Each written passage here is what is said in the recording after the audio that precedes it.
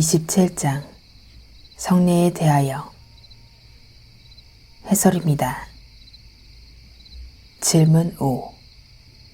세례 그리고 주의 만찬은 합법적으로 임직받은 목사에 의해서 시행되는 것 외에 어떤 다른 이에 의해서 집행될 수 있습니까?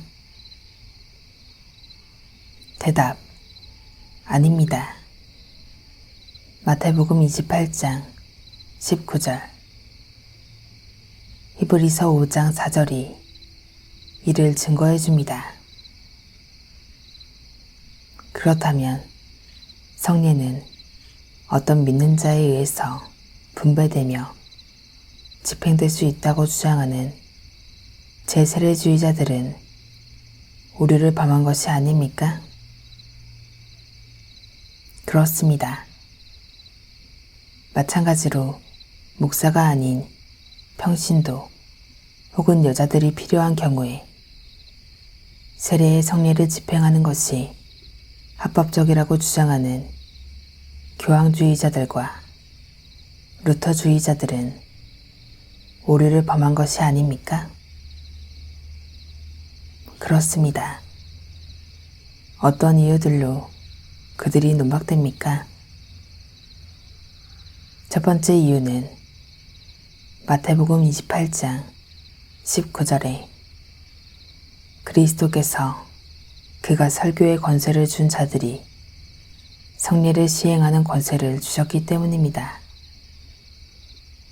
그러나 히브리서 5장 4절에 따르면 설교의 권세는 모든 남자에게 주어지지 않았습니다. 두 번째 이유는 신약에서 세례의 성례를 시행했던 모든 자는 평범하게 불려지거나 특별하게 불려지거나 했었기 때문입니다. 마치 세례 요한과 그리고 그리스도의 제자들로부터 명백하게 증거된 것처럼 베드로의 예로부터, 빌립의 예로부터, 아나니아의 예로부터, 바울과 실라의 예로부터 증거되기 때문입니다. 사도행전 16장 15절, 33절이 이를 증거해 줍니다. 세 번째 이유는 로마서 4장 11절에 따르면 만약 어떤 사람이 권한을 받은 사람이 아니고 왕의 인장을 사용하기 위해 왕에 의해 대리자가 아니라면 그는 특별한 강령과 서신들에 왕의 인장을 찍는 것이 비합법적이기 때문입니다. 네 번째 이유는 고린도전서 14장 34절, 디모데전서 2장 12절에 따라 여자들은 교회에서 공적으로 말하도록 허락되지 않았기 때문입니다. 그러므로 그들은 세례의 성례를 시행할 권세를 가지지 못합니다.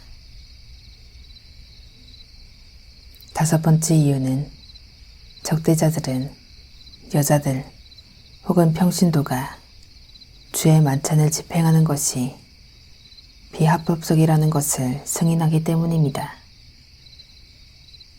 그러므로 그들이 세례를 집행하는 것은 비합법적입니다. 그 어떤 부동의 공정한 원인과 이유가 주어질 수 없습니다. 여섯 번째 이유는 중생의 은택은 외적 사례로 묵지 못하기 때문입니다. 마치 십자가상의 강도의 회심으로부터 분명하게 증거되고 베드로전서 3장 21절로부터 증거된 것처럼 말입니다. 그러므로 교황주의자들과 루터주의자들이 상상한 것처럼 세례의 그런 필연성은 없습니다. 질문 6. 구약의 성례는 영적인 것들과 관련하여 신약의 그것들과 실체적으로 동일하게 제시되고 드러납니까? 대답: 그렇습니다. 고린도전서 10장 1절에서 4절이 이를 증거해 줍니다. 그렇다면 구약의 성례와 신약의 성례 사이의 차이는 은혜를 포함하고 제공하고 수여하는 그런 은혜의 전조를 보이고 윤곽을 그리는 형태였다고 주장하는 교황주의자들과 루터주의자들은 오류를 범한 것이 아닙니까? 그렇습니다. 어떤 이유들로 그들이 논박됩니까? 첫 번째 이유는 사도는 분명하게 말하기 때문입니다. 우리 조상들이 다 구름 아래 있고 바다 가운데로 지나며 모세에게 속하여 다 구름과 바다에서 세례를 받고, 이것은 유대인들이 세례를 받았다는 것을 우리에게 나타내 주고 있습니다. 다 같은 신령한 식물을 먹으며 이것은 주의 만찬을 우리에게 나타내는 것입니다. 고린도전서 10장 1절에서 3절이 이를 증거해 줍니다.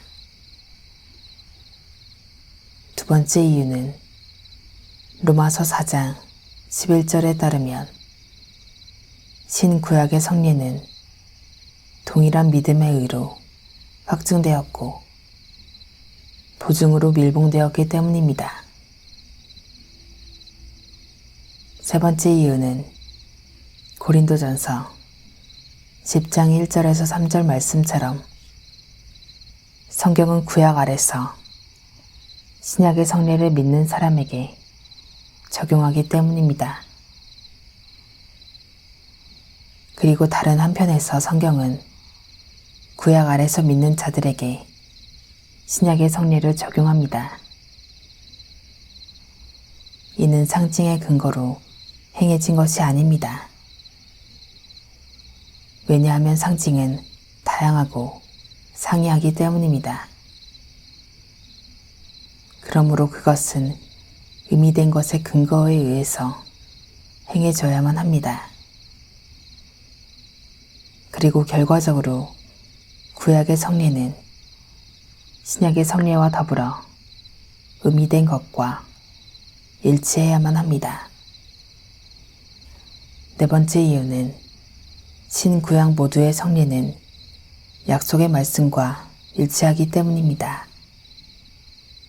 창세기 17장 7절, 사도행전 2장 38절 39절, 로마서 4장 11절에서 13절, 갈라디아서 3장 29절이 이를 증거해 줍니다.